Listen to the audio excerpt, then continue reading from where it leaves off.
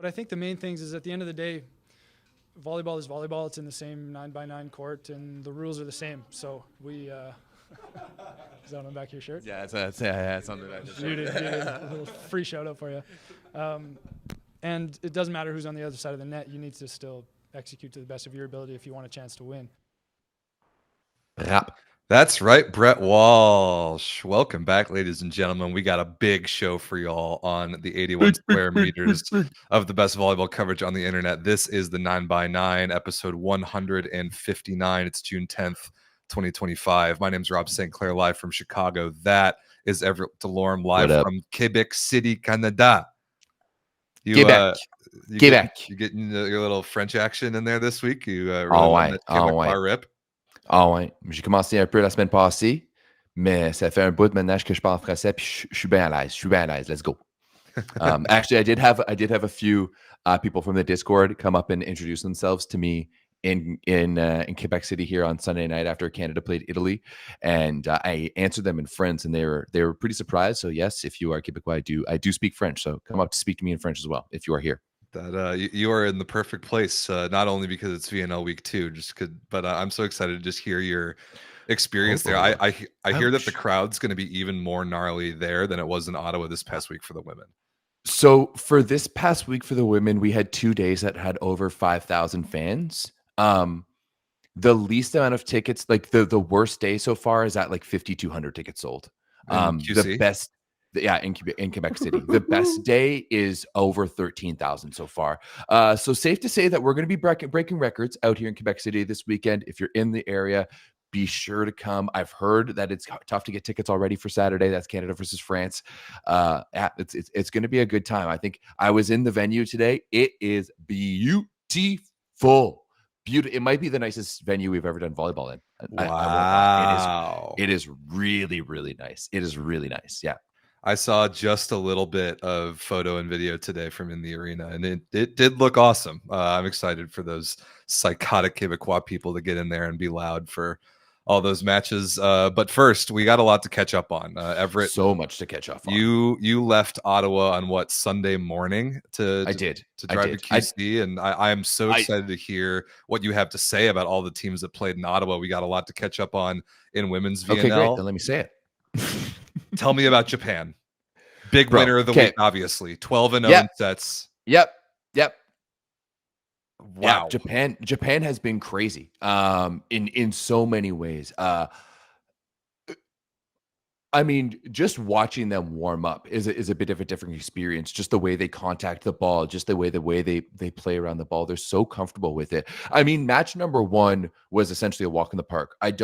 I'm pretty sure the Dutch thought that their tournament started on Thursday because they did not show up at all.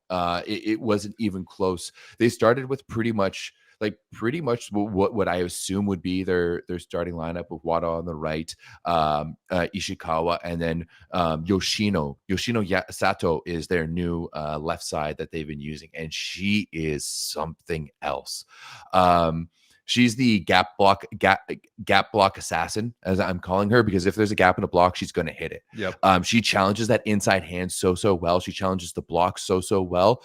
She's a bit more like high risk than typical Japanese players are. There's a little bit some more unforced errors, but overall, Japan is just playing really, really well. And I also, along by saying that, I think I take back anything bad I've ever said about Farhad Akbas. He's your boy now. He's my boy. And so it's really interesting too, because at the same time as Ottawa VNL, they're having a coaches symposium. And one of the things that, he came and he did a piece in the coaches symposium, and he talked about, his transition going to coach Japan and going there beforehand and being an assistant coach. And his first step was understanding the traditions and cultures that he needed to respect in order to be able to coach this Japanese team. So obviously I was quite ignorant in my opinion, that I think that he was going to do poorly with this team. I think that he has built up quite a few things to be able to coach this team. And, he talked a lot about wanting them to be aggressive. And I think that's absolutely what we saw with them in especially in transition. Like their offense was really, really aggressive, and it wasn't the same type of passive Japan as we've seen in the past. Like in the past, it really seemed like they would kind of just keep the rallies going until they gave it to Koga, and then it was almost like permission to score. Whereas now it's licensed to kill for almost anyone. Yoshino was fantastic. Wada was fantastic down the middle. They were really good. Seki was, of course, just running a really, really good offense. I didn't see their last match against the Dominican, and I heard that it was a little bit more difficult for them. But right now, they're executing at just such a high level. Set and 3 of that match was 25-9. Okay, never mind then. Never mind. So yeah, it's and like I also do acknowledge too that this is typical Japan in a lot of ways. Like especially with the women's team, we're very used to seeing them going 4-0 in week number 1. But this is just the first time that I've ever been able to see it like done in person. And man, they are really, really impressive. But that was the buzz around everyone, talking to other coaches, talking to other players and everything. Everyone was saying that Japan looked really, really good. And they did. They executed well. Like passing and defense is obviously like a no-brainer for them. But for me, the way that they were serving and that the way that we were aggressive on defense gives me a lot of hope. And I'm really interested to see how this team grows under Farhad Abbas. I mean, who really could have expected that this week realistically under the new head coach without their previous leading scorer to not only come out and dominate, but to go undefeated and go undefeated in sets. I mean, regardless of who their opponents are, and I'm very interested to see how this holds up when they play some even more star-studded and physical teams down the line. But 12-0 in sets is 12-0 in sets. That's absolutely amazing and should be commended. And they looked really good doing it, obviously. Yeah, I'm mad that Japan played the Dutch first, because the Dutch after that looked fantastic. That's a great point. I would have really loved to have seen that matchup with the Dutch. Like if that had been the Sunday matchup, I think that would have been a good one. I think that would have been a really good matchup. But yeah, Japan off the top, really technical, just executing at a really high level. And I mean, you're bringing back a lot of the team. I know you're missing huge pieces like Koga and Inoue and Hayashi, but you're still bringing a lot of those pieces back. I haven't really talked about Wada either, but she was fantastic. Just the way that offense opens up and flows. I think a lot of people are going to be able to get some points on that team. And we did see some switching up, especially in the middle and in the libero position. But yeah, a lot of things to be really, really, really excited about if you're a Japanese fan. I like how you talked about aggressiveness in offense and in transition, especially. I think that's a theme for a lot of teams that are new and figuring things out amongst themselves. The United States in particular, I definitely want to talk about that later with us. But the confidence and just the empowerment that it seems like Farhad Akbash has given them to take swings, to try to be terminal is like just that enough injection of European flavor to the East Asian style of team that I think could create a deadly combination. Yeah, I really think that, like, to be honest, the Japanese team just seemed like they were having a lot of fun. There was a lot of smiles on the sideline. They're one of the most entertaining. There was a lot of entertaining just celebrations and stuff like that from their team. It just seemed like they were having fun. It was still pretty interesting to see the communication between Abbas and his players. You know, either it was through the interpreter, who was the assistant coach who I talked to. He's not an interpreter. He's just a young assistant coach who can kind of speak English. And it's funny because he didn't know he was going to have to do interviews like that, and they just threw him on. Whoops. And Claire and I were talking with him afterwards, and he was not a huge fan of that. But yeah, it's very like expressive with his gestures and things like that. But it seems like he's just bringing a new level of fun and just openness to this team. And I think he's really doing it in a really good way. And, you know, going back to him respecting the culture and understanding the tradition that is in place within Japanese volleyball. And, you know, if you know anything about Japanese sports, they're steeped in tradition. Like back in the day in hockey, it was always like if you played Japan, you just had to figure out who the oldest person was on the ice, because they would always pass to the oldest person, like type of stuff, right? So I think that there's a really good understanding of what was there before, and then he's just building on that and helping them evolve their game, especially offensively. Good for them, man. On the polar opposite side of Japan, in terms of teams that you saw in person in Ottawa, Everett, Serbia, a fat 0-4. Yeah, Now, I think it's tough though.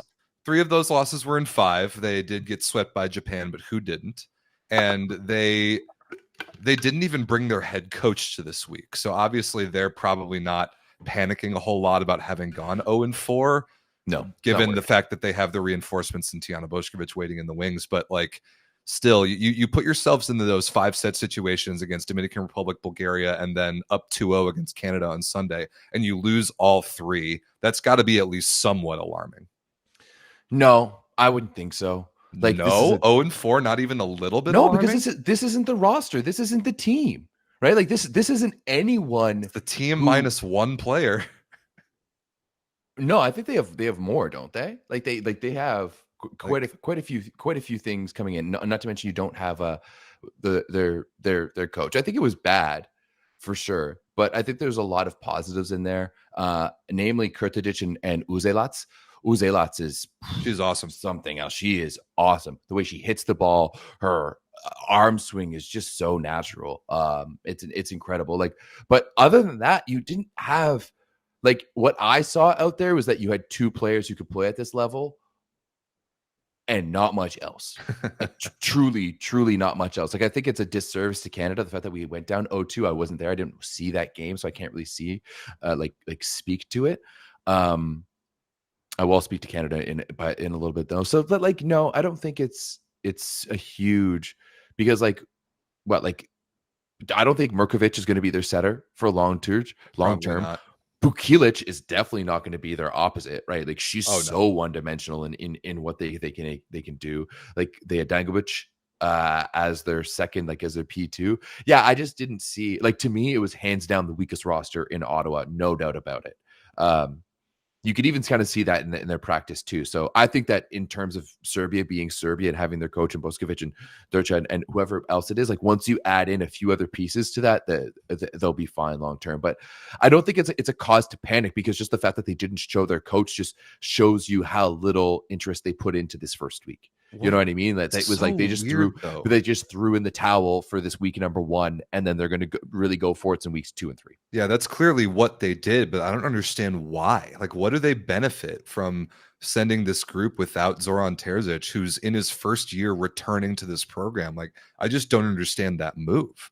Like, what are they hoping to gain? It's not like the U.S., for example, last year, the U.S. men sent a B team without their coach to Turkey, kept all the Olympians there to train for another 2 weeks. Like, it's not the same situation as that. I just don't understand the strategy. Yeah, I mean, I think it's tough to say in a lot of ways. Maybe just some of them weren't ready to go. Who knows?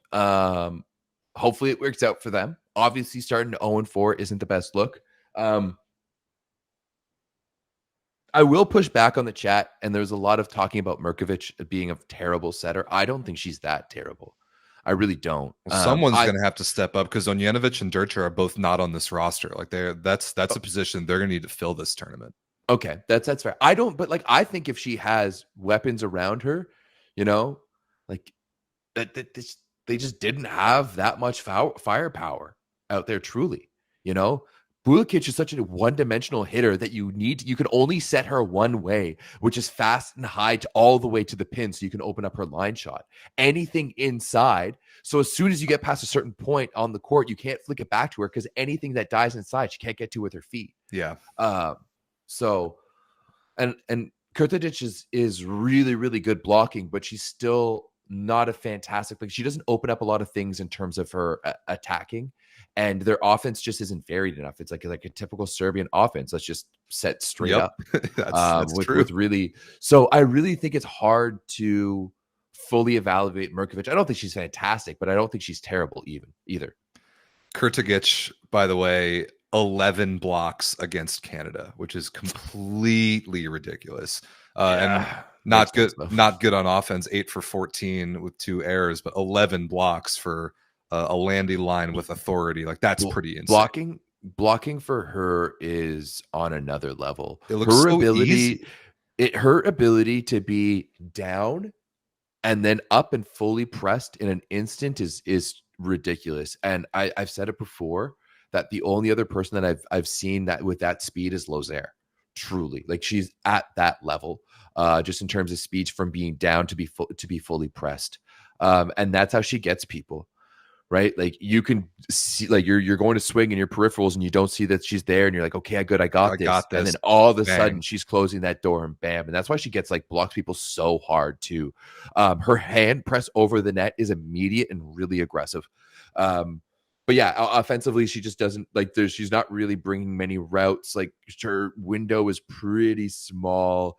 Offensively, she's not great. Like if she was a men's middle blocker, this would be amazing. You know, like offensively, women's middle blockers have to do a little bit more in terms of opening up the offense. But yeah, I don't think it's a huge cause for concern for Serbia. I don't think that they're going to be fantastic. Even with Boskovic and stuff like that, I think it might be a stretch to see them. I mean, you start 0-4. The mathematical chances to make the playoffs are very, very slim. And that's slim. Yeah. Now Serbia probably doesn't care about that in the grand scheme of things. I mean, you add Boskovic into the roster, they're going to be a threat at the World Championship later this year. But in terms of this VNL, like you're a third of the way through, and you're a fat 0-4. Even if you got some points, it'll just be challenging. So we'll just continue to keep a lookout at what their priorities are. Tell me about your team, Everett. Tell us about Canada. You saw a range of performances and emotions. It was difficult. It was difficult with Canada for sure. Without Alexa there, like the team really hinged. Like there was clearly always a gap between, Brie, Alexa, Kira, Emily. I think Hillary is kind of within that group as well too. But then after that, there's a big drop off. I think I want to start with the positives first and foremost. Yeah. First and foremost is obviously the play of Kira Van Rijk. I don't give a shit about Karatasu. Kira Van Rijk was the best player this weekend, no doubt about it. 34 points on Sunday, 9 aces. On Saturday against Japan, she set a world record for the newest fastest woman serve at 113 kilometers an hour. There's no way, like Canada's 0-4 right now, and and Serbia isn't as much of an embarrassment, and Bulgaria is looking really good if it's not for Kira Van Rijk. Like truly, like the way that she put this team on her back and absolutely carried them over the line, it was like a fucking Disney movie. It was reminiscent. It was reminiscent of Mar in 2022, where he just did everything he could, but honestly better. With all of the most respect to Stephen Mar, what Kira what Kira did on an individual level is up there with like Gavin putting up 32 against Brazil in 2012. She was absolutely incredible. And a consummate professional throughout. She's really taken a big step forward, and there's a lot of good things happening because of her. She really just opens up the game. She hits the ball really, really hard. She's really starting to grow into a good leader too, and that is really exciting. Without a doubt, there's no doubt in my mind that number one all-star of week number one for all of VNL is Kira Van Rijk. And if you try to tell me anything otherwise, I will fight you. No, I agree. And there were some very good individual performances, but 34 as not just 34, but the next highest scorer on Canada was 9. That's that's a complete carry job. There is no other way to describe that. The 9 aces, the 4 in a row in whatever set it was. I think it was the 4th set. Just an absolutely amazing performance, and to give the team what it needed too. It's not like it's not like she's like, no, this isn't an Amir performance where definitely it's like, hey, give me the ball. It's not selfish. It's required. Exactly. It was really tough. I could kind of see the team get maybe a little disheartened throughout the week. I think there's a lot of changes happening right now. There's a lot of changes, especially for a lot of those young girls. Because if you look at our starting 7, including if you look at our like, there's a split down the team. There's the 7 girls who were there before. Jazz White is the one that you didn't really get to see as much throughout the week. You did see against Germany, and then there's the other half where it's all pretty much younger and newer girls, Quinn Pelland and Anna Schmreck and Abby Guzin and those ones. So there's a lot of learning happening there. Abby Guzin, who got the start against Serbia on Sunday originally, like she's only 19 years old. She just finished her second year of university, which is, I know there's other 19-year-olds in this tournament, but they're all playing professionally. Like that's a massive leap for someone at that level. Very different for North Americans. I thought that she handled things pretty well. Same thing for Dolly. I thought Dolly Thukbom, especially in her first match, was fantastic. Yeah, dude, I think that she could play at that level without a doubt. She just needs a little bit of of seasoning. And to me, it's a little indicative of why we made the change. The fact that she wasn't even involved in the team and the program for a long time. You can go back and look at my interview with Guidetti from that night, and he fully says that there's not many players in the world who play at that height and at that level, at the same level as Dolly. And yeah, I think the way that she came in against Bulgaria, the way that she served those eight serves in a row in the fifth set was really indicative of what she could be. But you could see that she struggled throughout the week. I think for me, one of the big things for Canada right now is going to be figuring out that P2 position. Either Mitrovic needs to be a world better, or Guzin needs to step up. I think the other one who we didn't really see much is Raya Surinks. And now she's the reigning U Sports Player of the Year and also national champion. But she did that as the opposite. She is not an opposite size player internationally. And I think physically, athletically, she can play at this level. She just needs some seasoning once again on the left side, like learning how to serve receive at this level, which is going to be a big leap when you didn't even do it at U Sports. Yeah. So, in talking to Caroline O'Dwyer, one of the assistant coaches, and she knows a lot of these younger athletes because she worked with them. She was the head coach of the Next Gen team over the past few years. It's clear that there's some demands and some things that they're currently working on that aren't currently being met by the athletes. And that's just like in terms of gameplay. And maybe that's where the frustration from Guidetti is coming from, because you're clearly seeing the frustration from him. Yes, it's you are. Going to be, it's going to be a bit of a change in terms of like how demanding he is. And I think that it's what's needed for the program. And I think our athletes are up for it, but it's definitely a bit of a change for him at the moment. That's for sure. All that makes a lot of sense. The other huge question mark, and I don't know the latest on this, Everett. I don't know if you do, but what's the latest on Brie O'Reilly's ankle? In that comeback effort in the reverse sweep against Serbia, she turned her ankle, looked pretty bad in the fifth set. I don't know the latest, but I don't have a great feeling about it. Yeah, I haven't heard anything. I'm going to ask some people around. Like I've been down here with the men since Sunday, so I've kind of been in that world. Not based off the reaction, I would highly doubt for us to see her in week number 2, I would say. But the only good news about that is that I do think of all the newcomers, Quinn Pelland might be the most ready emotionally to play at this level. So obviously losing Bray is a huge thing. She's one of the best setters in the world. But I think Quinn it's going to be, a little bit of a trial by fire, but I think a lot of this year will be. And at the end of the day, we already picked up 2 wins. And I honestly think 2 wins might be enough to get us not relegated. Oh, that's all it for sure is enough. I can absolutely guarantee you that 2 wins is enough. And the effort in both was really inspiring to me. I mean, the Bulgaria win, you go up 2-0. Bulgaria played like garbage. Bulgaria played significantly better in sets 3 and 4 than Canada just stomped on their necks in set 5. So that roller coaster. Specifically the Bulgaria one, like that game could have been done in 3. It probably should have. We were down by quite a bit, but the momentum was coming back. And then I think it was like 21-19 when Guidetti did that double sub, and both Schmreck and Pelland both made some good plays in that little stint of theirs, and then some bad plays as well. And I would like to think optimistically that Kira and, because we were able to get into like steal point situations in both of them and just not able to close it. So I'm willing to think that having Kira and Brie out there, that we would have liked to close it out.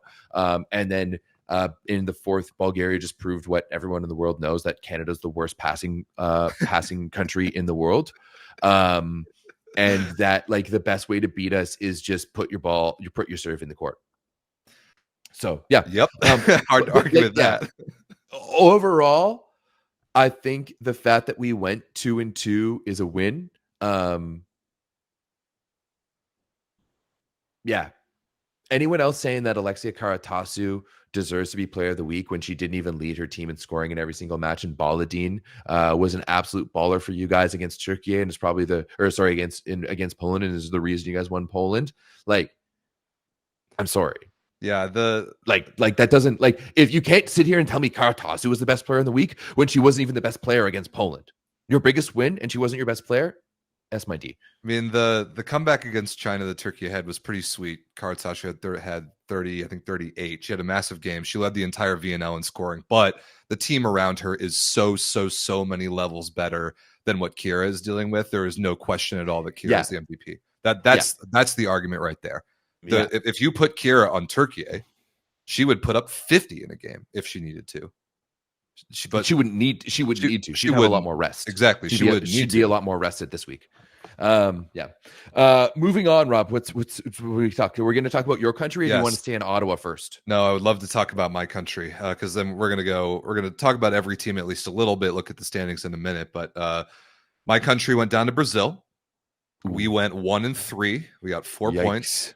We got reverse swept by Czech in, I think it was 27-25 in the fifth. Yes, it was, which was extremely painful to watch. We predictably got clapped by Italy and Brazil, which was not surprising at all. People might see the set score of the Italy game and be like, oh yeah, we got to, I think it was 30-28 or something against Italy. But what you don't know maybe about that set if you didn't watch it was that we were up 21-14 and gave up an 8-0 run and then lost in overtime. So overall, the level of volleyball that the United States women played this week was bad. Yeah. But I expected that.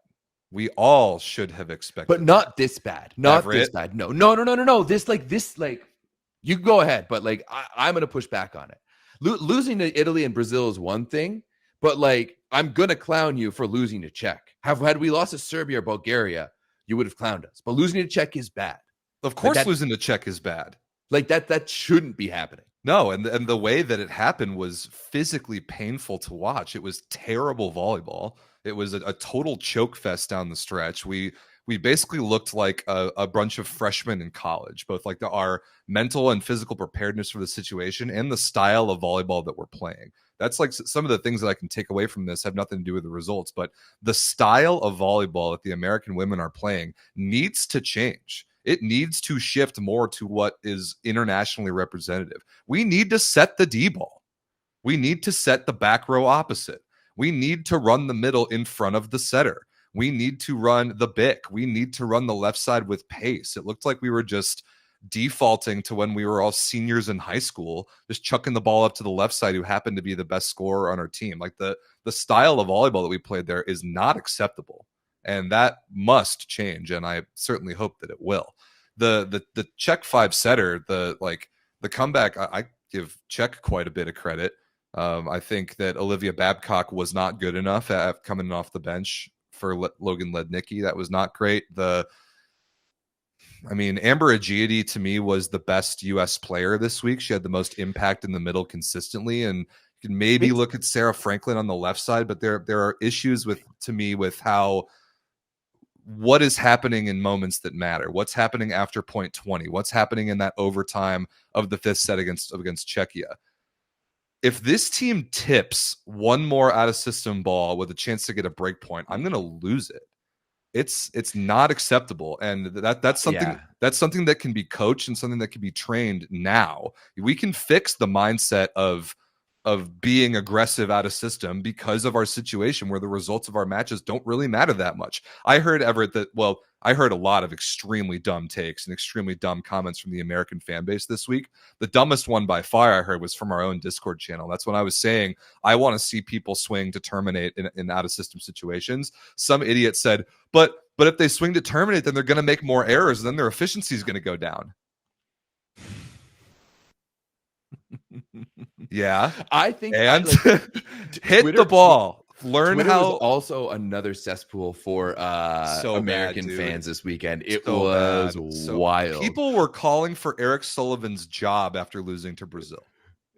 That's why, like that one is crazy. Like first match of the quad, and I mean the Brazil match. Actually, I didn't watch. It was the Italy match I watched. Right? Yeah, that was the one that they were up and then ended up losing. Yeah, completely yeah, choked that third set. Yeah, completely. It was just from watching like the highlights and skimming through some of the matches, I wasn't expecting your star-studded NCAA outsides to look like average U Sports outsides. So I wasn't expecting them to just tip the way out of oblivion and look as disorganized as they did, especially in the later sets against the Czech. The tipping was really bad, but like I previewed, like I told everybody here, yourself included, Everett, Delorme, these players are not at the professional level yet. Even if they played a season in League One, great. League One is a first-year league. There's lots of talent. Awesome, great, whatever. I like the prognosis of that long term. There is a difference in level when you get to the Volleyball Nations League. It is different. But like athletically, like these girls should be able to compete, and you know, they like will. They but will. they, much but they should have further like down the line. No, not much further down the line. Like you can't look at young teams like the Dutch and Bulgaria. Like the Dutch have some are doing some good things, but they don't have like the athletes that USA does. Like that's what the biggest issue I have with all of this is that it's such a backseat take from you. Like it's just like absolving any requirements of being like, oh yeah, we can lose to the Czechs. Like we should like I fully agree that the idea shouldn't be results. Absolutely. But do you think, like, is there anyone that you saw from the US over this first week that watching them play VNL, you're like, this person can't hack it internationally? There are several. Who? It's basically the entire team, and I'm not gonna. I don't need to name any names. The only player I saw that really impressed me this week was Amber Agiati. Like I said, dude, she's always. This awesome. Is all she like. I put her in like a Yuri Glider type of tier, you know, where like she's not necessarily the best physically, and she's not necessarily the best like technically, but she's really good in both those areas, and then just the general attitude and just workhorse behavior that she brings to the court day in and day out. Like every time I saw her play League One, I had no idea who she was until the first week of League One. And every time I see her on the court, she's always bringing energy. She's always making an impact. She knows how to make plays in crucial moments. She plays from her heart, and I fucking love that. I love it too. But there was no heart from the rest of the American team. No, there was not. And one of my favorite moments was, I think it was in the Brazil game, one of the late timeouts. Eric Sullivan and the coaching staff were like, people have been, another moronic sect of the Discord has been making way too big of a deal about how coaches handle timeouts and what coaches are saying in the 15 seconds of a timeout. Then timeouts are like thinking so that fucking useless. I'm thinking that actually matters, and that reflects of how good of a coach they are, which is one of the stupidest things I've ever heard. But I loved the Eric Sullivan, the staff, like begging that team against Italy to say, "Hey, play with a little bit of fuck you here." I don't love swearing on the show, but he said that crystal clear on the broadcast over and over again. I'm like, yes, please. That to me was the piss off about it all, because physically we know that these women can play. Tactically, we know that these athletes can play, right? Like they have those pieces. Okay, maybe tactically, but that comes from elsewhere. But to me, it was just like Canada at time, like, you know, Canada at times played really poorly this weekend, but they would dust themselves off and get back to fighting. The USA had a very like mopey attitude whenever they started losing. When everything was good, it was all fine and dandy. But as soon as they started getting beat, like these girls started looking scared. Yep. So this is why I'm upset, because all these. I mean, I think you should be a little upset, don't you think? The Czech especially against the Czechs. The Czech loss sucked. That was painful. I was yelling watching that game. It was painful to watch. I got over it very quickly because I know that can be nothing but a learning experience, because losing a game like that should feel like shit. Losing, like getting pummeled by Italy and by Brazil, and like the Brazil loss was like even more lopsided than the Italy loss, to be honest. Yeah. There's only so much that you can even learn from those games, except just like what it kind of felt like to be there. There isn't a lot, like you can't like go back to the film of USA Brazil, for example, and learn anything from that. No. You absolutely must go back to the film of USA versus Czechia and getting reverse swept and identify moments where you made mistakes in your choices of not being aggressive enough. And I know that they will do that. That is a learning lesson to be taken from that match. And the only way I will be really pissed off about that is if they don't learn from it down the road. That will piss me off. You take the difference between the United States and Canada, like you said, and all these other bad teams, is that literally none of these players have been here before. None of them. And that's great. That's what this VNL is all about. Get them out there, even if they get clapped and they have bad body language and they don't respond well to adversity. That's good because they will remember better how to do it next time. You can only start from this. But if this is, the next best thing for you guys, is that worrisome? Not at all. It's week 1 of the quad. It is not worrisome at all. We 3'd on Korea, obviously. So that was the only result I really cared about. So you guys almost lost a set there to Korea, though. We almost lost a set. If you lost a set to Korea, there wouldn't have been a punishment, but there would have been a humiliation. I think that should be the laws of Korea. If you lose to Korea, there's a punishment, but if you lose a set, you still get humiliated. Czech lost 2 sets to Korea. They almost lost that match. That would have been really embarrassing. Yeah, but luckily they bounced back though. Pretty much saved their entire week. But yes, they did. I mean, I would. You know why I would be upset with the Americans' loss and the Americans' play this week? Because you're a stooge and you didn't watch any of the games? No, fuck you. I was actually at games, so you can shut your fucking mouth. Okay, you watch 2 minutes of the game and think you're a hero. No, because to me, it just shatters the illusion that the NCAA is the best training ground for athletes in the world. Truly, like these are the best of the best who can't even beat Czechia.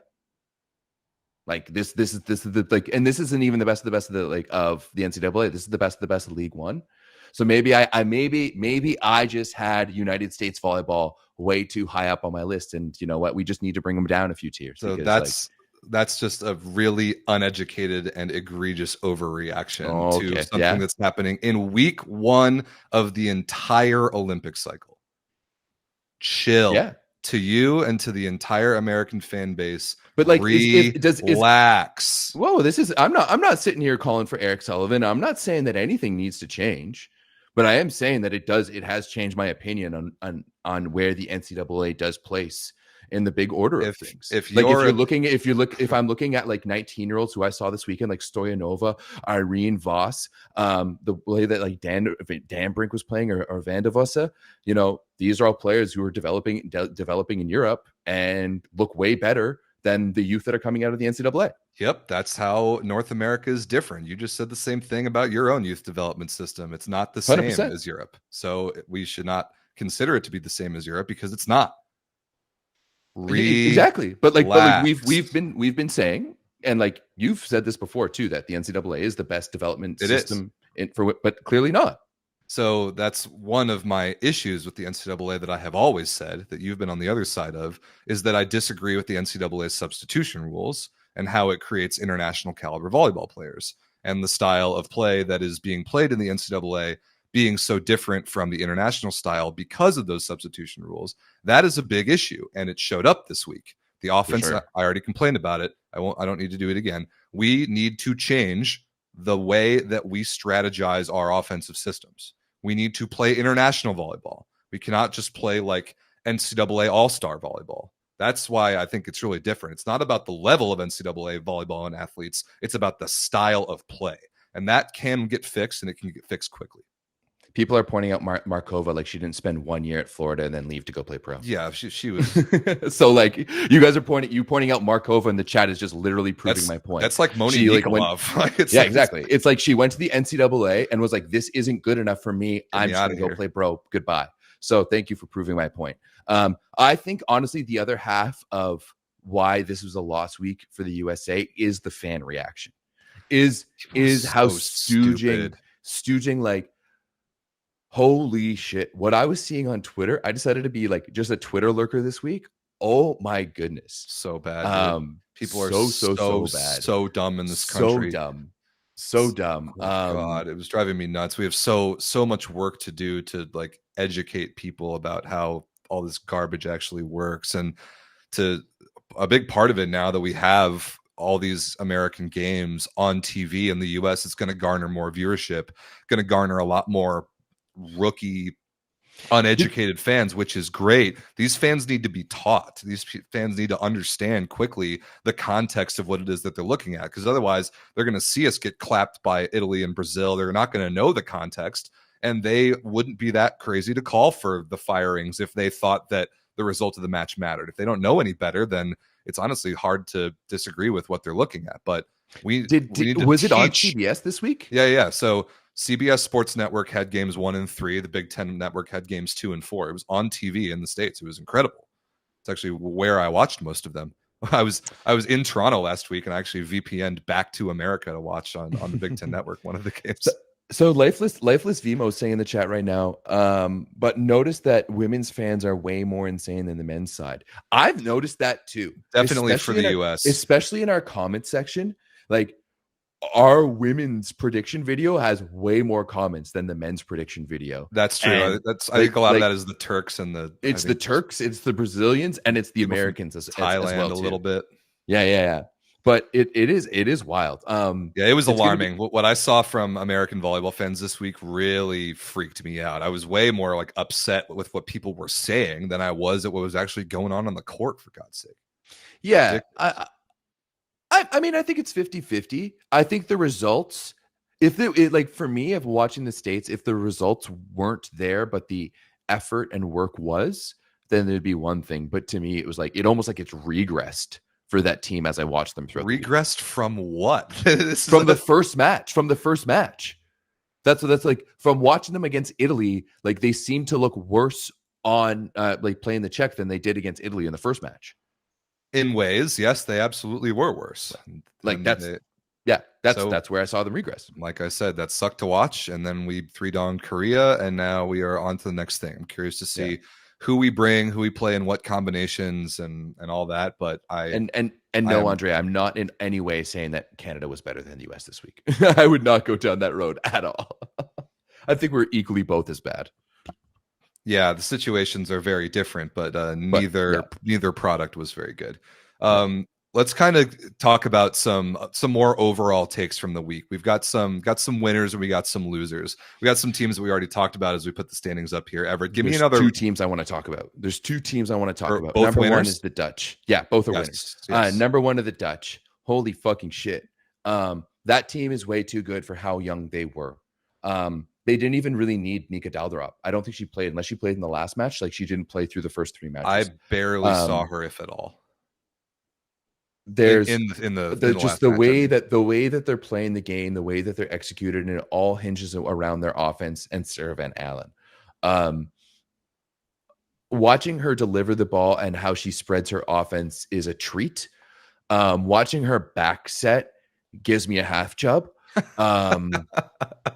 And it just opens up everything. Irene Voss is tiny, but she dropped 20 on our asses and made us look like fools. Dan Brink just doesn't look like she should be good, but can just chizzy on the inside and block and carve things around. And then when she's not working, they just go to Van der Vossa, and she's a completely different archetype of opposite, much taller, longer, and a righty, and she's still able to put that ball away. Down the middle too, they've got some really good options. Just the way that they're playing, they played in the other 2 matches, not the first match against Japan. We're going to completely erase that. When this team starts getting people back like Britt Bongartz and Nika Dalderop at full tilt, they are going to be scary. Mark my words. The Dutch are going to be really, really good, because these are a bunch of Dutch girls as well who are young, playing in like the Dutch and Belgian league. These aren't studs who are playing in Italy and Turkey and getting good minutes elsewhere. These are girls who are playing in small little leagues, to fans of less than 1,000. So like even talking to Felix Kozlowski, there just seemed to be a bit of surprise at how well his team had responded after getting embarrassed by Japan in match number one. I even told him straight up, like, this is hard for me to say as a Canadian fan, but I love the way your team plays. It's really entertaining. It's really clean volleyball. They compete for it. It's just really good to watch. So I'm really, really high on the Dutch right now. Sucks as a Canadian fan because, they ended our dreams last year. But I think a lot of that had more to do with what was going on our own side of the net, and can only give them good things from week number one. The second team has to be Bulgaria. They hands down, without a doubt, were one of my surprises of the week. I didn't think they were that good against us, but they really surprised me in match number two. Michaela Stoyanova, she's 15 years old. Her dad actually played for Trentino, and he had an 18-year-long career. 15? Is she 19? No, sorry, 19. I apologize. Yeah, she's taller than I am. There's no way she's 15.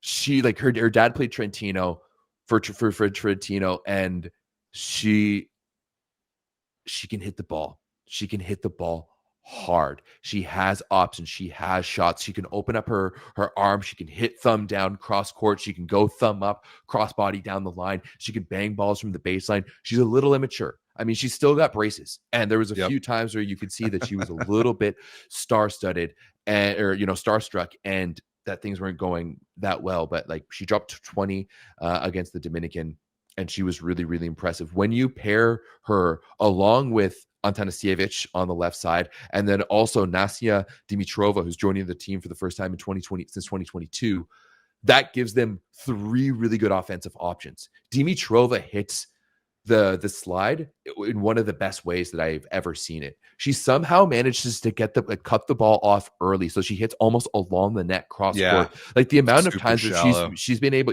she's hitting it super cross. Like, blockers are getting up on her, and she's still going inside underneath on them and, like, hitting it hard. She had 25 attempts in a 4-set match against the Dominican Republic, which for a exactly. middle blocker is incredible. They just feed her. So with those three options, you're really giving, like, Bulgaria really has a core of players, and having one in each position to be able to build around. And then I think the other big thing to point out too is the effect of Antonina Zatova, who's their new coach. She's an absolute legend. She started playing professionally in 1988, back in the old Soviet Union. Or no, actually, I apologize. Bulgaria was not part of the Soviet Union. I've learned my lesson on that. But still, she started playing all the way back in 1998 and played professionally until through into the 2010s, until like 2012 or something. Only female coach in the VNL. I loved your interview with her. Yeah, and she's considered an absolute legend. And I think that she's the perfect person. Just watching her approach, I think sometimes when you see female coaches, sometimes they can be a little, like, brash and direct. She seemed like especially, like, she looks like she can be really intense, but she was actually pretty soft spoken, especially with Stoyanova a few times. Also, shout out to Zoe, who is the media person from Bulgaria, who was working from Bulgaria, who came all the way from Hong Kong to cover the event. Wow. She said she had watched the show a few times, so to show to her. So yeah, I just really like the vibes that were happening around that Bulgarian team, especially with Stoyanova. Like, I could see her. She has the potential, in my opinion, to get up into that upper echelon, and we know how important the right side is at the moment in women's volleyball. Yeah, I will say I was kind of right about Bulgaria. I knew that, like, bringing a bunch of veteran pieces back in would help them out a lot. I think Kidipova deserves a lot of credit, the setter position. And then you talked about Dimitrova, but Vuchkova as well, the other middle. The blocks that she made, like, late in that 4th set against Dominican Republic, stick out to me. There was an overtime there where Dominican had 3 or 4 or 5 like pretty good looking set point chances in transition, and Bulgaria would just clamp block a ball when they needed to keep the set alive, and they ended up winning it. Now, I had no idea about Stoyanova. That was a huge pleasant surprise, but neither did I. Yeah.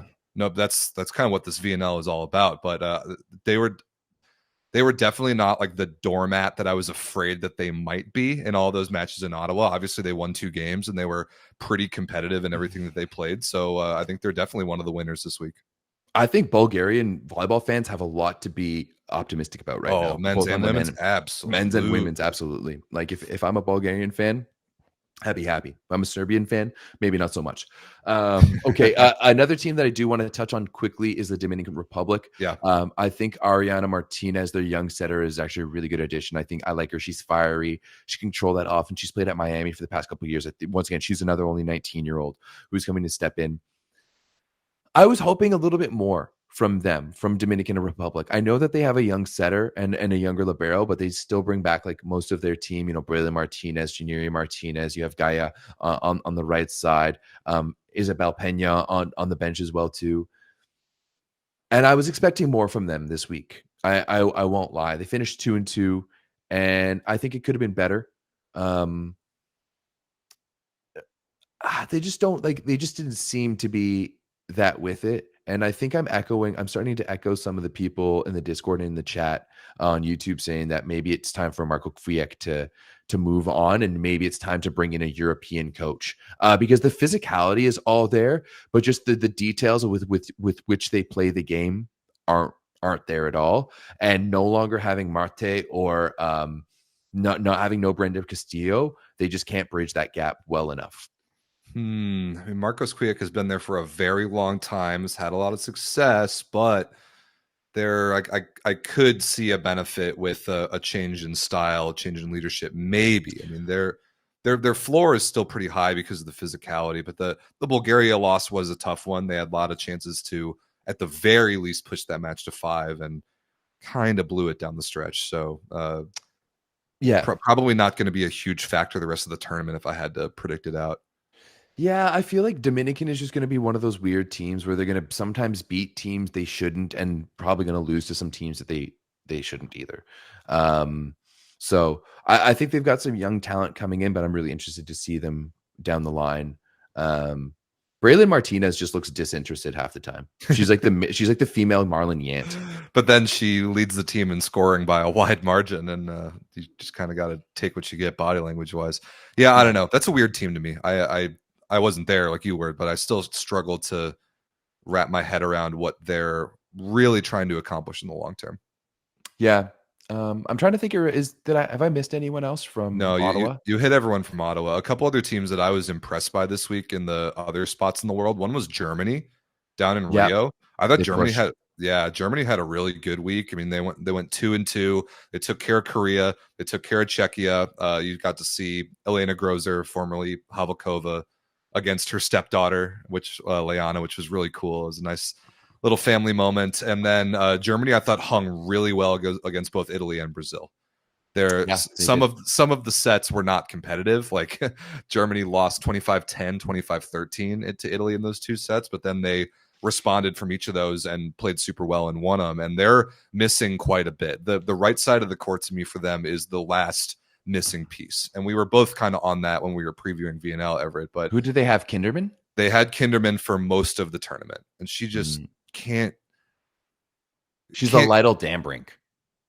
That's pretty good. Like at first when I was watching Dambrink, and I was like, oh, she's kind of like Kinderman, and then I was watching it, I was like, Dambrink's oh no, she's better. Kinderman. She's much better than Kinderman for sure. Yeah. I mean, I feel like watching Germany is like they're like. I have a lot of parallels between Canadian volleyball and German volleyball, where like we both need to hustle to stick with the big teams. We need to get grindy a little bit. Like we need to work hard, and if it doesn't happen, then they're going to start running away from you. And that's kind of what I saw from those ones. Yeah, but I still really like Germany's trajectory. I mean, they didn't have their starting setter, they didn't have Hannah Orthman, they didn't have Lena Stigro. They still have, I think, options that they can bring in, but the middle blocker position I love. We saw Annie Caesar, who's like another good wrinkle at libero next to Anna Pogani. That team can be good, man. That to me looks like a playoff team, especially like taking a point off of both Italy and Brazil in Rio. I really liked Germany's week, and then I also liked Czechia's week. I thought that the fight that they showed in their first ever VNL was pretty inspiring. To me, like the way that they played proves to me, like even like the way that they played compared to the teams like Belgium, for example, for this week. I'm not even gonna touch Korea with the stick. Oh no. But I think to me it proved that they deserve to be in this tournament for sure. I think that to me that this weekend cemented to me that they proved they deserve to be here, and that maybe I put them a little too low on my list. I didn't put them, I think my biggest egregious error, and everyone wants to hear me say it, was Japan. Oh, I mean, I fucked up. We all Fucked did. up bad. Nobody saw that one coming. Except Japanese fans. Well, even our guy Kinney, who loves Japanese women's volleyball, he is a constant pessimist. I don't think he saw 12-0 in sets coming. I mean, again, we'll see how it holds up against elite competition, but still 12-0 is 12-0. They were awesome. But yeah, Czech was a pleasant surprise. They definitely belong at this level. They are not a doormat like Korea. Those 2 wins are nice. If they can pick up one more, maybe the rest of the way, now that I see Bulgaria, they're probably not going to beat Bulgaria, but they've got a decent chance to beat Thailand in week 2. I think that'll be a really good matchup. I think it'll be a really good matchup, Bulgaria Czech. I think it'll be a really fun match to watch. Yeah, I think Czech could end up with 4 matches won in this VNL and be very comfortably in and have a lot to build upon. Yeah. All right, let's talk about some losers.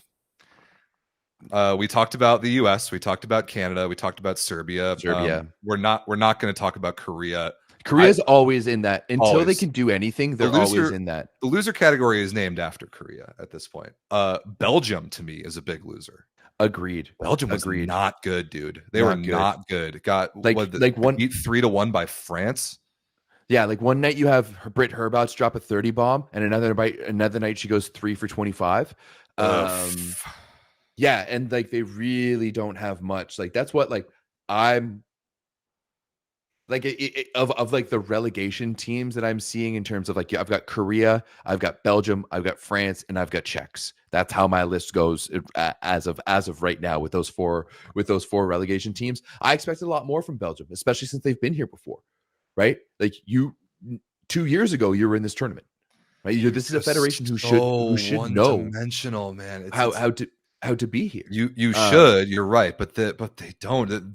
They remind me more of like a Dutch men with Namir. Like Britt Herbauts needs the ball a lot because she's the only player that can terminate on that team. But you already nailed it. 30 points one game and then god awful the next game. It's just not sustainable for success. And you're also not working on developing anybody else. If you're gonna suck, you might as well suck young. Yeah, suck young and suck in a balanced fashion. Like the long-term outlook for Belgium playing this way is really not good.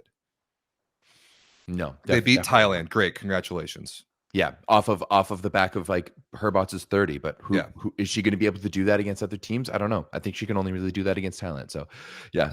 Speaking, they're kind of in a triangle in my head are those 3 pretty bad teams that were over in China: Thailand, France, and Belgium. They all beat each other in a triangle, I think. I know France beat Belgium. I know Belgium beat Thailand. Did Thailand get their 1 win against France? Yes, they did. So they all beat each other in a 3-1 triangle. I have really no takes about either of those teams. Thailand looked exactly like the Thailand that we've seen, which is not good.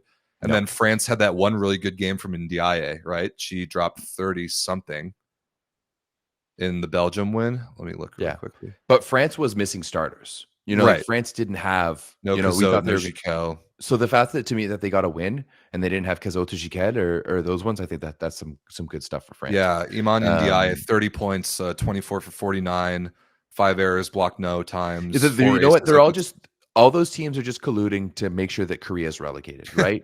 everyone, we're just going to share the wins for a little bit and make sure that Korea is relegated. Not the worst idea. I know there's a lot of people in the chat saying to me like, "Oh, you guys didn't watch any of China." No, bitches, it's on the other side of the world. Like, do you guys like not think that like we don't have things that we do? Like Everett was there in Ottawa. I have a full-time job. Like, what do you want from me? I watched as much of these Chinese games as I could. I went back and watched some matches. I went back and watched some highlights. I try as best as I can to download what's going on. We are human beings, dog. Yeah. Yeah, I have been here. I have been making videos. I have been editing nonstop. We don't have time to watch China. It's like the people being like, these guys clearly never watched the Chinese league. It's like, no, you're right. We can't. We live in North America. Yeah. There's literally like these things are literally blocked off from us. So stop coming for us when we will watch China when we can. Okay. But week two women, I will watch China. Actually, no, and I'll be at a bachelor party drinking my face off. week 3. We are now going to talk about, if we're talking about triangles that we're playing over in Beijing, there were 3 very good teams that played each other in a triangle. It's China, Turkey, and Poland. Turkey is a huge winner this week, and they absolutely are. Massive, yeah. Alexia Karatasu was tremendous. I mean, she had obviously a lot more support than Kira Van Rijk did, which is why Kira Van Rijk should be the best player of the week. But for that Turkish team having so little of the elite Olympic type experience, and even like some of the best players in the Sultanlar League were taking the week off, I thought that they were super good. And I mean, 4-0 is 4-0. The comeback to beat China was insane. They were down, I think they were down 24-20 in the 4th, came back and won, forced it to 5-1, and then they beat Poland as well. That is a very good week. Berkai, stop your whining in the chat. I didn't even mention Turkey. Relax. I was going after Chinese fans. Relax. Chill, buddy. Chill. We're here praising. I was even about to ring up one of your points that everyone's talking that it's bullshit that Karatasu is naturalized, which I do think it is.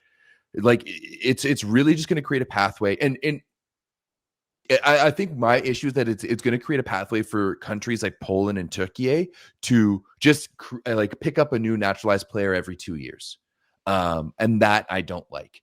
But on the flip side, as you have pointed out many times, Karatasu was built in the Galatasaray academies. Yes. So it's not like 15. Yeah. So it's it is kind of almost like a Antropova situation, who originally was Russian, but did all of her training and stuff in Italy and wanted to become Italian. So I can see both sides of it for sure. It's just getting a little embarrassing for Turkey. Is like, if they like in 2 years, will they get another one? Like, is that the plan? Who knows, dude? Yeah, but yeah. Overall, I think Turkey. But even for China too, like the fact that China went 2 for 2, they went to 5, and their 2 losses with the 16-year-old setter is huge. Yeah, pretty good week. Yeah. So like this is where I'm saying, Rob, is that like even when we're looking around, like the other elite teams are figuring out how to win, or even the not elite teams are figuring out how to win with their youngsters. And that's why I think there's a little bit of cause for alarm in the USA ranks. And if all those people that try to be like, yo, what about Canada? Canada, there's always a cause for alarm. We're always on the verge of relegation, right? Like, do you not think I'm aware of this? We're the worst passing country in the world. Statistically, men's, women's, beach, sitting. We won a silver medal in sitting for women in the Paralympics. We're still one of the worst passing nations in the world. It's part of our identity, baby. Poutine, snow, beavers, dog shit reception. that is Canadian volleyball, baby. Yeah. Shout out to Zhang Jishuan though. This 16-year-old setter that you're talking about for China is like, I hate being so overreactionary week 1 of VNL. This girl has the potential to be a revelation. I don't know if I've ever seen a setter that young look like he or she belongs at this level like that. It was very impressive. Mm-hmm. I did not watch a second of China, so I can't say anything. She looks good. Go look at the highlights. Like, she just demonstrates command that you can't really teach, and I thought that was very cool. Poland, good. I'll have to go back and watch her. Good week for Poland. This is not surprising. Poland's floor is very high. They are a good team. They took Turkey to 5 without a bunch of players. I didn't watch them much, but let me look at some numbers here. Yeah. Looks like Stysiak had a pretty good game in that one. Good to see Różański back a little bit. Good to see. Let's see. Czernianska was solid. Pierzchała, so that must be a new name in the middle that I don't know very much about. 11 for 17, no errors, 3 blocks and an ace against Turkey in 5 sets. That's pretty good. If we didn't watch it, let's not dive into it. There's no point in us just diving into the stats like that. Is there any other teams that you want to talk about? The only teams we haven't super talked about yet are Italy and Brazil, but they're Italy and Brazil. Like, there's not that much to talk about. Yeah. I think there was the only thing they talked about with Italy is the fact that, Agonu looked injured that one day, and it turned out it was just a blood thing. So she's fine now. Yeah, she's fine. And actually, Italy already named their week 2 roster as of today, and it's basically the Olympic team. It's even more stacked than week 1. Okay. Italy's apparently going for broke then. Guess we'll see. For real. And Brazil, super good. I mean, they didn't have Gabi. They had basically everyone else. Ana Cristina was tremendous. And they went 3-1 and only lost to the Olympic gold medalists. So I think that's a good week for them down in Rio. Yeah, Ogano playing against Korea is a wild thing. Why? Wild. Why? Wild. It's in the same way that basically Gianelli was saying. He was like, oh, they call me, so I come. Maybe one day they'll give me a day off, but not today. And I was like, you could just say no. You could just say no. So stupid. Yeah. All right. Let's acknowledge our Discord community's contributions this week. Something that some of our Discord superstars are going to do every week is get the feedback of the community about kind of some superlatives and a dream team of the week.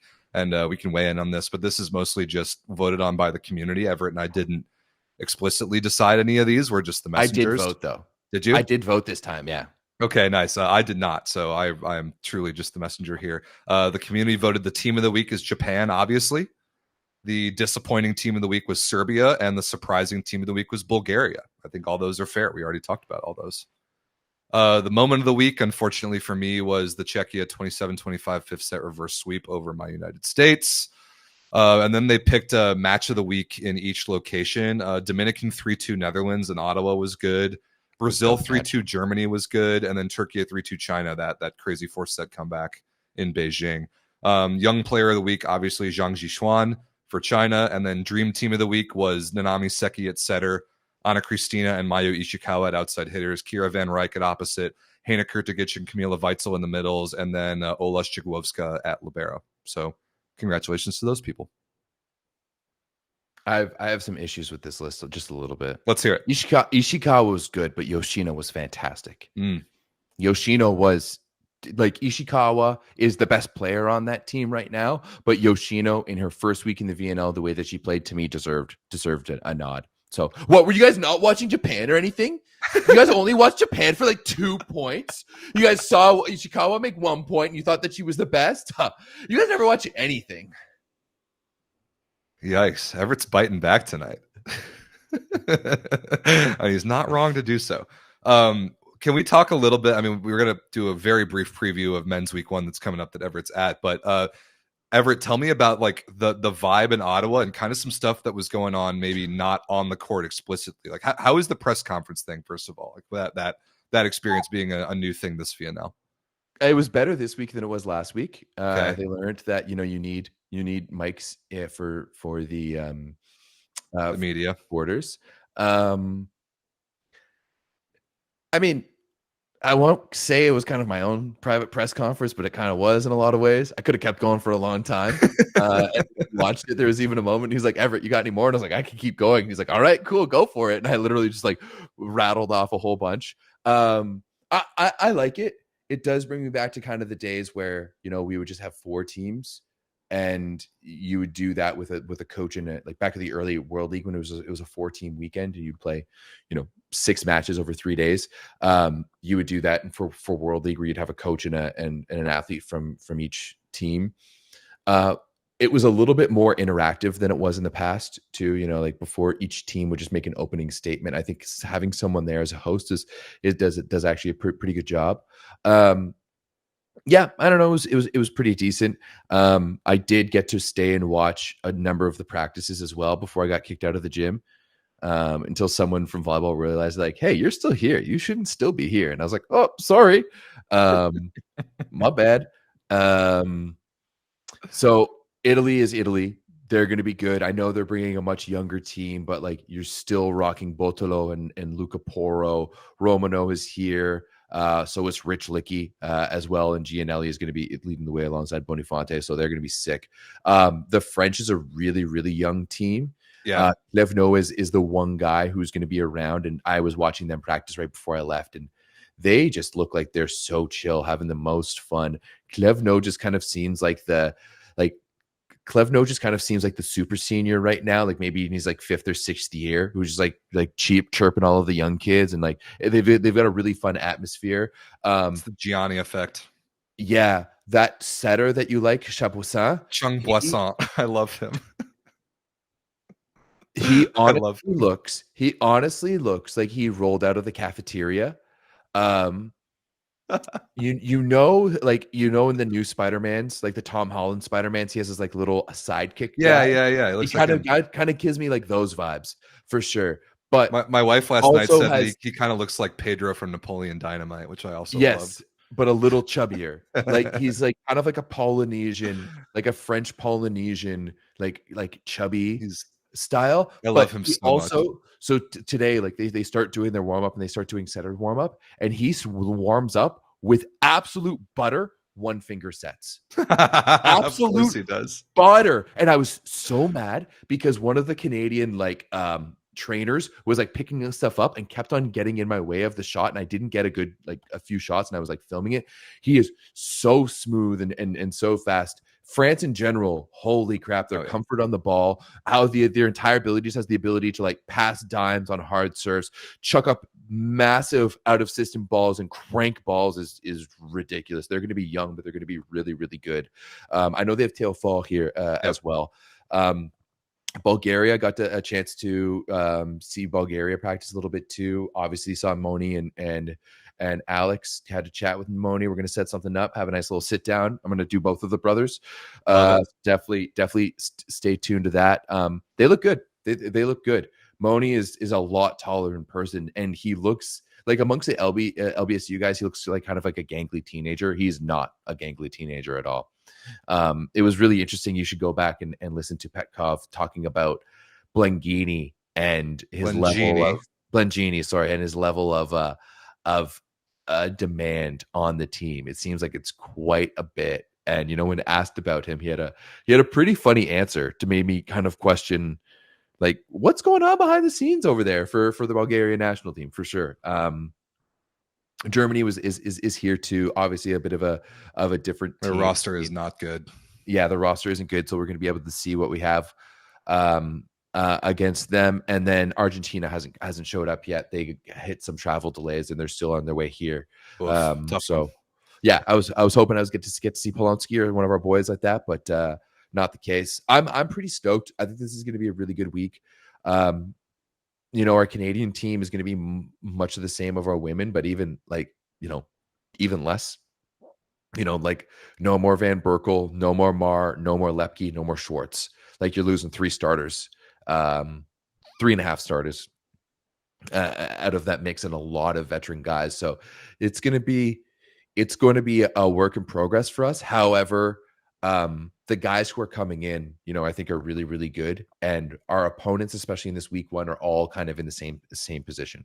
So, yeah, that's pretty much true. I had a couple just interesting stories that popped across just watching women's week 1. One was that both Victor Wembanyama and Giannis Antetokounmpo found themselves watching VNL games.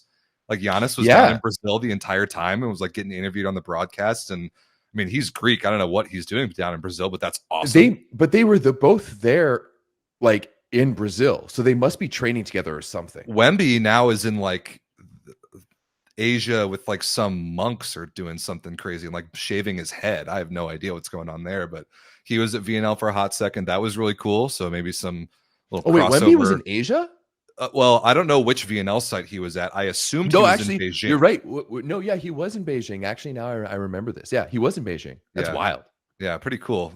Then standard, I almost don't want to do this. Standard week 1 VNL, operational issues.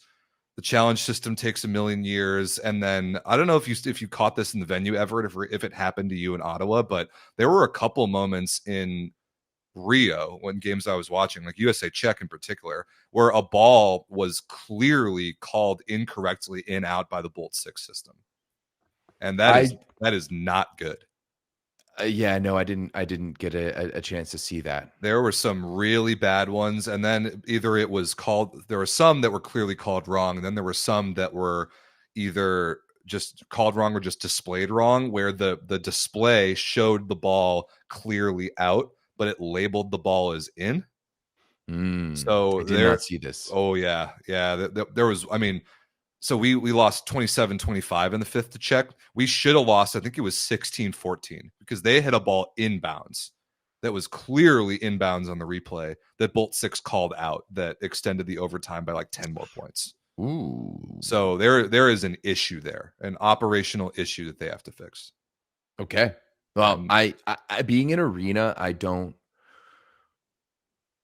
Yeah, because it's hard to watch. Like I don't see those same issues. Yeah, of course. Yeah, it's totally different in the arena, but so hopefully a lot of this is just like week one stuff that they'll figure out, and it's nice that in Rio at least they're staying in the same spot, and they're probably taking a lot of that equipment from Ottawa to QC and from Beijing to Xi'an, however far away that is over in China. So we got Oh some yeah. similar locations for week 3. So let me just read these down for our audio listeners.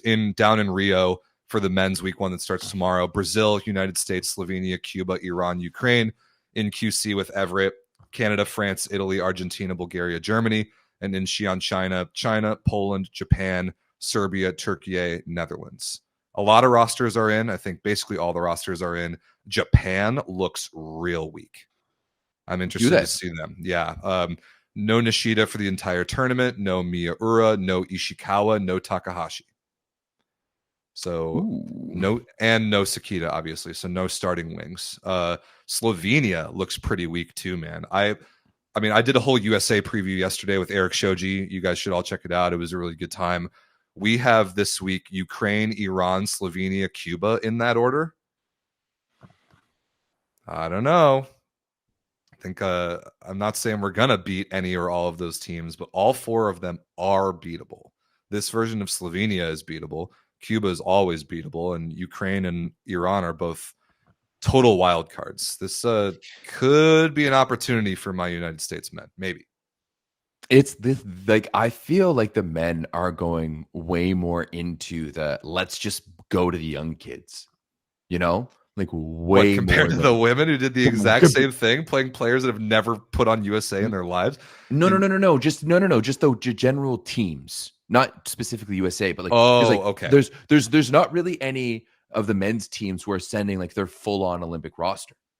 Right, like no one on this list is sending like a lot of their starters. No, not week 1, which is good. I mean, that's which is Other than Cuba, Cuba is Cuba. Cuba has no choice, but it's good to see everybody else doing what you're supposed to do in week 1. I mean, Poland's got like a C team. Japan, okay, if Miyaura is on there, my bad for Japan, but everybody else is not. Germany is not going to be very good. The Netherlands is not going to be very good. Even like Adis Lagumja is not there for Turkey, for example. So yeah, but I like Gerbu's better than him anyway. I like Gerbu's a lot. They could have a decent week this week. Let's see, who do they play? Turkey has Serbia, Netherlands, Poland, China. I mean, they're going to lose to Poland. They can beat China. They could go 3-1, maybe. They could go 3-1, or they could definitely go 2-2. Yeah, I agree. That could be a pretty good week for them. I'm looking forward to do Italy and France play each other this week? Yeah, they do. They do on Sunday, I think. Match number 3. They'll both be young, but that level of volleyball will probably be really high. I'm excited to get your opinions on that. Yeah, I'm excited for that as well.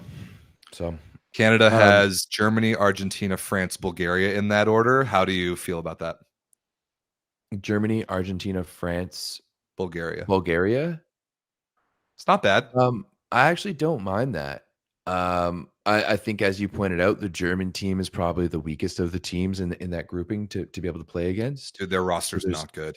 So there's that. And I know that, like, I was talking to Xander today, and he's all pumped up about it because he's getting to play against a lot of those German guys that he knows. And like, same thing with Luke Kerr. He's getting to play against a bunch of those German guys. Jackson Howe as well. Jackson Young as well. Friedrichshafen.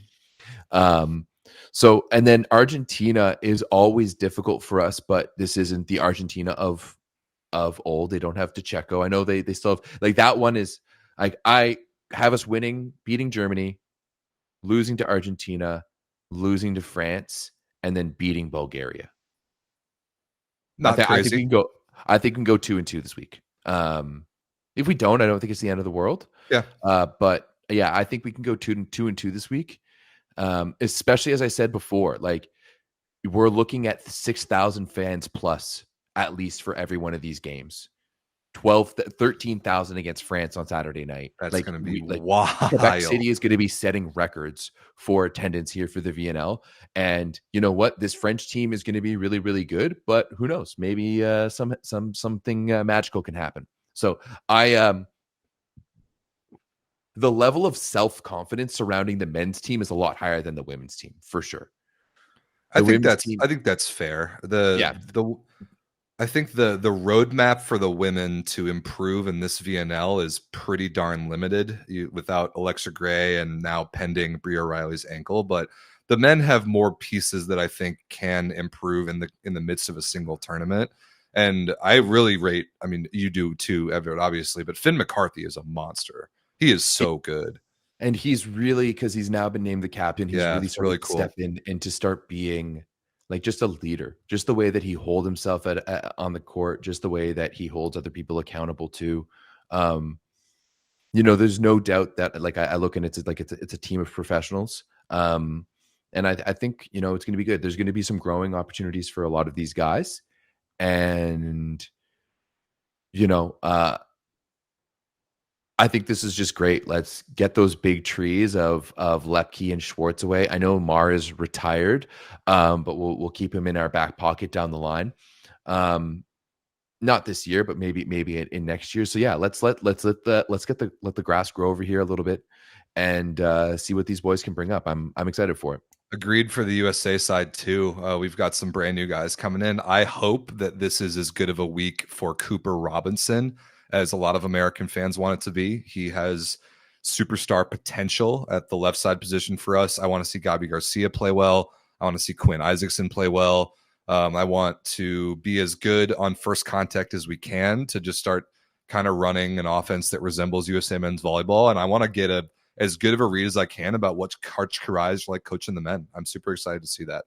So was Eric Shoji yesterday when we talked to him. Like he kind of seems just as, I don't want to say clueless. He's literally in the gym, but he said that he hasn't had that much of an opportunity to be coached by the main coaches yet because they have many other problems that are not Eric Shoji that need more coaching. And those guys are going Eric to Rio. Shoji is not a problem. He's a Band-Aid, right? He is the ultimate solution to problems for this particular team. 100%, right? Like it is very much going to be a situation of like, oh, don't worry, we've got Shoji in Chicago. We've got Shoji in Chicago. I cannot. I'm gonna do as best as I can. I'm gonna take some screenshots and look at distribution of court for our receivers in week one. Like how much court are the outside hitters taking up week one versus how much are they taking up week two when Shoji is back? That's gonna be a fun comparison to make. definitely say that. Someone in the chat was saying that Canada's offense was good. We're just going to have to see if our passing is good enough. Yeah, no shit. It's Canada. Have you not been listening to this entire podcast? This is literally like we suck at passing. Okay? We suck at passing. That's just the long and short of it. We suck at passing. I honestly, truthfully, sometimes I don't know how Canada wins games. Like I really don't. By being third-line grinders and getting in there in the mix and figuring it out. It's just like the amount of times we win points is like we should not have won that. Like there's no way we should be winning a point like that on passing a one ball. So yeah. Any additional takeaways from the Italy scrimmage? I mean, the baseline highlights are up. They've got tens and tens of thousands of views already, which is great. I mean, you lost 4-0, but it seemed like the vibes were good and the guys were in pretty good spirits about it. I watched the highlights and thought that the level of ball was pretty good. Just kind of got served off the court after point 20 in a lot of those sets. Yeah, it was us neck and neck with them until about 16, and then they would start running away, and then we would catch up, and then they would run away to finish it off. Yeah. I liked the fight from the team. I like how we didn't really feel out of it, and whenever we did, we would get out of it. You know what I mean? Like whenever it started to feel like the game was getting away from us, we were able to make a play or two to bring it back and to remain competitive. I like what I saw in the variations of our offense, but I didn't really see the guys were quite reserved with their offense compared to what I was seeing in the gym last week against the B team. And I know you're playing against the B team, but there could be tactical reasons for that, perhaps. Yeah, but I just feel like specifically, I was seeing a lot of really fast stuff in transition with like throws and pushes, and like really diving into like a newer style of volleyball where we're attacking the block with pushing and tipping to the edges of it and stuff like that. And we didn't really see that from Canada in that match. And even to the point like it doesn't really show in that video, but like Jesse Elser gets subbed in the second set and immediately like tips the ball off the block in like an out of system situation to get the point. And like he turns around and like Lewis gets up and like gives him a finger. Like, yes, that's exactly it, you know? And I find that style works really well against Italy too. Because gotta negate their flawless technical ability somehow, I guess. Yeah, exactly. It kind of takes me back to like a Lube versus Trentino situation last year.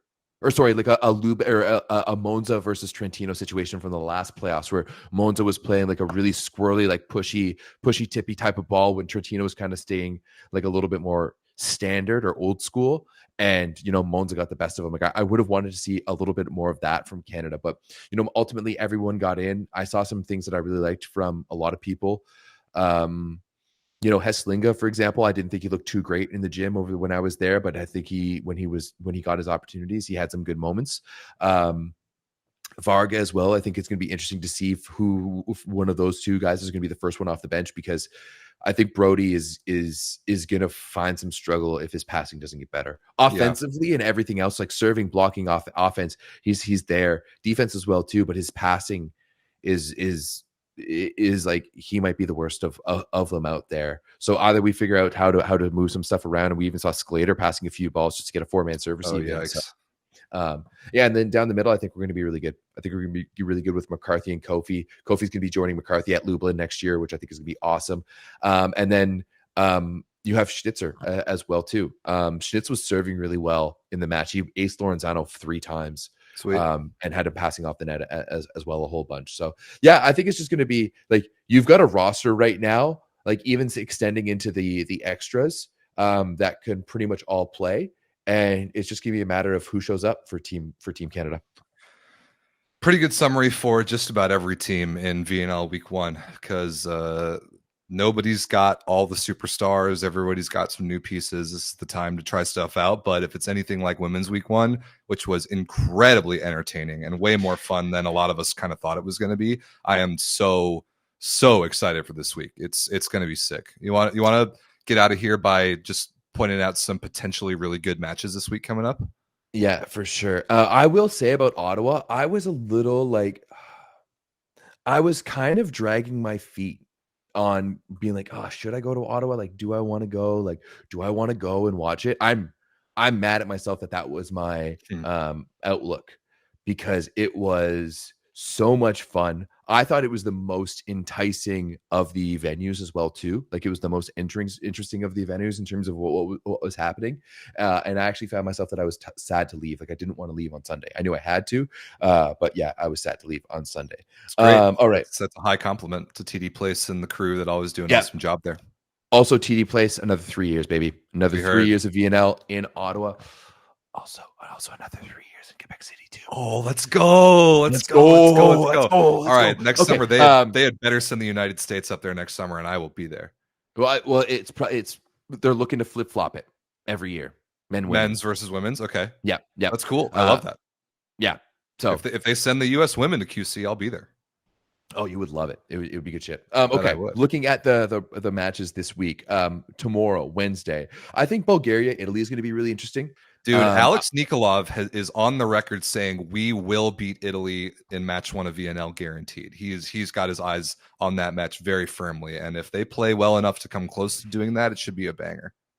Great. Yeah. So I just want to see, like, I think everyone is interested in Bulgaria right now, and what a better team to start it off with than Italy, right? Like, you have to take on, like, I'm sorry, we get Gianelli against Moni in the first match of VNL. Let's fucking go. Let's go. And like, yeah, there's going to be a bunch of school kids there, and there's already like 5,000 tickets sold for tomorrow's. Like, tomorrow's gonna be sick. It's gonna be dope. Argentina. I honestly think Argentina, if they're just rolling into Quebec City today, that's tough. That's tough. Yeah, I think there is no jet lag for them though, because they're flying basically due north. They're not like but they've been traveling for and they so got delayed. long. They got no practice. They didn't get to practice. They haven't been to train. They haven't even been to the gym. That's gonna be tough.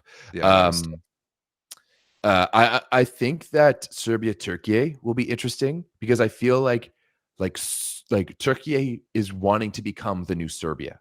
You know what I mean? Yes. I actually really like that. I feel like Serbia is on a downward trajectory and Turkey is on an upward trajectory. And I think we could see those two teams flop. And I think that will be indicative.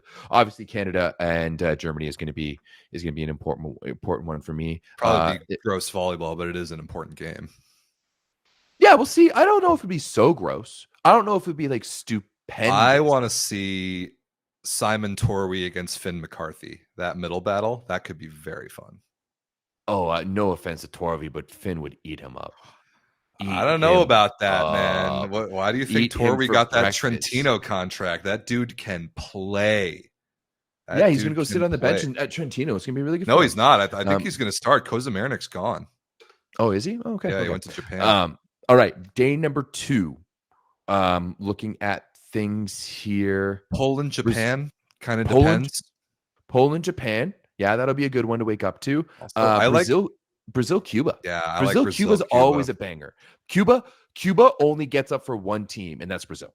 Somehow, some way, and they usually do it in Rio. Remember Olympic qualifiers, 2023. At that, maybe if we get the good version. I mean, anytime you're talking about Cuba, you know that if you get the good version of Cuba, it could be an awesome spectacle. Thursday sucks because 4 of the matches are at the same time. You get 2 matches at like Germany, Italy against Brazil, and Brazil, Cuba both at the same time, and then Iran, USA, and Argentina, Canada are at the same time. Yeah, I don't hate that. I really want to beat Iran bad, dude. I really want to beat that team on. If you don't, that's a worrisome. On Thursday, well, it just totally depends. There's so much we don't know about either of those teams, but I just want to beat that team out of anger to them because I still can't get out of my head when they actually committed the first act of flopping that volleyball has ever seen in VNL against us 2 years ago, and I will never forgive them for that. Never. I want to beat them. Well, yeah. Do we want to talk about Savicki getting drug tested? Yeah, dude. I don't know if we've actually talked about that. No, we haven't. Nikolai Savitsky get tested positive for doping of some kind. I don't know the details of what drug it was, but I think he's suspended for the national team for 4 years pending appeals and further details. But that was a pretty surprising piece of news. I've saw some stuff that it wasn't. Yeah, I don't know. I'm pulling up an article right now about it. Does anyone know in the was it legitimate or was it other stuff he was taking? Yeah, modafinil looks like the name that I saw. That might be like I don't even know. I don't know anything about drugs or chemicals or any of that. Modafinil is like I can get it's not even over the counter. It's like you can just order it online in North America, and it's known as it's like a brain stimulant. Yeah, it's like supposed to keep you awake if you have sleeping issues, keep you awake during the day. Who knows? But yeah, we don't have outside of Russia who tests positive for doping all the time. We don't get that many positive doping tests in volleyball. So that was a pretty surprising headline to see. Yeah, so we'll have to see kind of where that comes from. Yeah. Who knows? I'm sorry. I'm just reading the stuff as well. Back to the match schedule. France, Italy, Friday. Awesome. Must watch, especially if you're in North America at 7 p.m. my time. It's like a perfect primetime Friday night game. I mean, oh God, China versus Netherlands. That's disgusting. That could be China can't get relegated. If the Netherlands does not want to get relegated, they must win that game. That is a must-win game. They have to beat China. I think China's going to be better than you think. I do not. If they Based have off what? If they have Zhang Jingyin, they have something to build upon. Somebody in the chat earlier said that he wasn't playing this week. In that case, they are guaranteed to go 0-4. But I don't know. I know very little about China except that they have no incentive to care about this preliminary round. Somebody's saying that there's Kira and Bree news. I don't know what that is. Yeah, that I saw that too. That both of them might be out. Bree because of the ankle, and Kira because of either rest or personal reasons. But I don't know. I don't want to confirm any of that because I don't know the answer. I don't know the source. Yeah, Claire Hanna. She's a reputable source. Yeah, if anyone Claire's gonna know. Where did Claire say this or post it? Like on Twitter or something?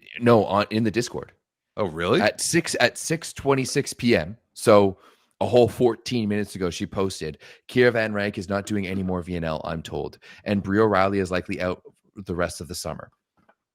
Whoa, that's some breaking news.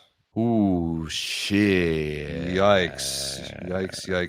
That would be very, very bad for Canada. That's not good. That's not good at all. I'm gonna have to do some digging in that. But if that's what Claire is saying, then that is not good for us at all. And them young kids gonna need to learn. Luckily, we got 2 wins because I don't know if we're gonna win anymore. Wow. Told that Kira Van Ryk is not playing any more VNL, and Brie O'Reilly is likely out for the rest of the summer. Oh, yeah, I'm gonna message Claire here. No, dude. Oh no, that's so bad. Oh yikes! All right, message Claire. See if we can get anything. I'm looking at the rest of the men's matches for this week. Canada, France, sellout crowd Saturday afternoon. USA, Slovenia Saturday, like kind of that late morning slot in Rio. Could be fun depending on how our two teams look. Bulgaria, Argentina on Friday. I actually kind of like. Yeah, it could be interesting. Argentina is obsessed with playing 5-setters, so like maybe that could be fun. France, Italy on Friday as well too. Yeah, I said that one. That's awesome. Yeah. Poland, Serbia, meh. Bulgaria, Canada, last match of the weekend. Cuba, USA. Brazil, Slovenia could be pretty good. I don't know that much about Brazil this week. So the US played. Slovenia is a young team. Yeah, no Chabel, no Ropret, no Payank, no Kovacic. So they're missing 4 starters. So they're just going with pure Rock Mosic. Rock, probably Earnout. They do have Stern on the right side, but I hope we see Mujanovic. I have no idea who's going to set them. Actually, dude. Dejan Vincic is there. Can that man retire already? I thought he tried to retire like 5 years ago. Develop a new setter. Figure it out. Brazil played the U.S. in some friendlies down in Rio this week before the tournament started. They were rocking your boy Arthur Bento Everett, who just signed to go to Modena, which is cool for him. Yeah. Him and Honorato were the left sides I saw. Darlin on the right, Cachopa setting. Flavio and this guy Judson in the middles, and then Maike Reyes at libero. So that could be a starting lineup for them that we see this week in Rio. They've got Adriano on the roster. I think they have both Allen and Chizoba on the roster on the right side. Chizoba, interesting. Yeah, our boy from Cooperham this year in the Bundesliga. So maybe he gets some run. It's still funny to me to see Bernardinho running around the sidelines because we kind of forgot about him for a couple years there until they pulled him in to coach the Olympics. Now he's just still there. So he's around, but his son Bruno is not. He's in Miami with Out of System coaching clinics, which is wild. Yeah, I mean, he's already said, like, even when I was in Brazil last year, I was seeing clips of him talking, being like, no, I felt like I've given my all to my national team and my country for many, many years, and now it's time for other people to step in. Like he's been very Bruno adamant. Or Bernardino? No, Bruno. Okay. Bruno's been very adamant that he's not coming back to the national team. Well, I think that makes a lot of sense, and yeah, for sure. We'll see what Brazil plays like without him. All right, I think that's a show, Mr. Delorme, my friend. Have you seen the most recent post from your friend Matthew J. Houlihan? Yeah, there's some drama going down in like the USAV junior space, but I don't know the details. Yeah, interesting for sure. Shoot him a text and see if I can't figure it. What's going on there? Yeah, Claire Hannah hasn't got back to me either yet. Claire's a busy woman, but that could be just catastrophic news for Canada. Yeah, it would be terrible. However, on the other side of it, it also allows us to go full youth movement. Like I said, like we've gotten 2 wins. We just need Korea to not get more than 4 points. Maybe we'll be able to like squeeze out a win or 2 later on. And Korea will not get 4 points, and wins matter more anyway. And they will not get 2 wins. There's no way. Let's see how many games they have left. They have 8 games, but who do they play? They play match number 1 of week 2. Korea's but their next 2 matches is us and Belgium. That's your opportunity right there. Opportunity, right? Opportunity means something different when we're talking about Korea. Yeah, exactly. That's like they just need to get 1 win over our All right. Our children. We can talk about this on next week's show when we're previewing the following week of women's. Big week for Volleyball Source. Huge week for us. Y'all got to subscribe to the channel. Y'all need to join the Discord if that is your scene. If you want to dive into all this crazy business even more and just jump into our pretty big and growing community, there's a link in the description for that. There might be quite a few of you who are watching this for the first time. By the way, we do this every Tuesday. Yes, we do. 9x9. This is the 81 square meters, the best volleyball on the internet. We will be back next Tuesday. Everett is in Quebec City. He will be pumping out all kinds of stuff, interviews with players. I'm sure you have a bunch of stuff planned, Everett, which is awesome. I will be. Yeah. I'm going to try and jump in and do some more stuff to cover the other 2 sites maybe in the middle of the tournament. I'll definitely be active on Instagram covering USA, if not also here on YouTube. But for sure, we will be back on next week, Tuesday, the 17th.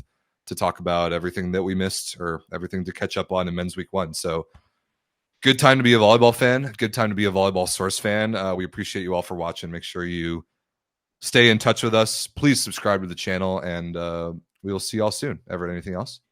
If you're in Quebec City, let me know, because I'm by myself and alone and lonely. Everett gets lonely without me to yell at him. No. It's not that. Like, actually, I'm better without you. Probably. I'm drinking way less beers. Like, I am way healthier. I drank less beers in the first week of VNL Ottawa than you and I drink in one day normally at VNL Ottawa. So, yeah, like I am like my body is thanking me right now. Well, enjoy that while it lasts, because you're coming to Chicago in a couple of weeks. Oh yeah, no. The problem is that after this week, I go to a bachelor party at a cottage. From Thursday to Sunday, I go home, my liver gets maybe 12 hours of rest, and I'm hanging out with you on Monday night. Yep. So, although like the press conference is early on Tuesday morning, so maybe Monday night we take her easy. Well, we'll see about that. I have a bottle of Malort here waiting for you. We're going to have ourselves some time. But until then, plenty of volleyball to watch. Get in the Discord, get here active with the channel, and we'll see y'all next Tuesday, if not before. I'm gonna open up a beer. I spent attaboy. I spent $21 on 3 really specific beers. So this one is a hibiscus white. Ooh. from Dieu du Ciel. Okay. I'll show the fans. Little show and tell here. Yeah, it's a hibiscus white. It's 5.9%. I know that's a lot more than the piss water you guys drink down in the States, but hey, that's what we have up here in Canada. It's very nicely brewed right here in a microbrasserie Dieu du Ciel de Saint-Jérôme. So Saint-Jérôme is on the north end of Montreal. So, all right, I won't crack this on here because it's technically illegal, and we will see you later. Thanks for watching, people. We love you. Peace.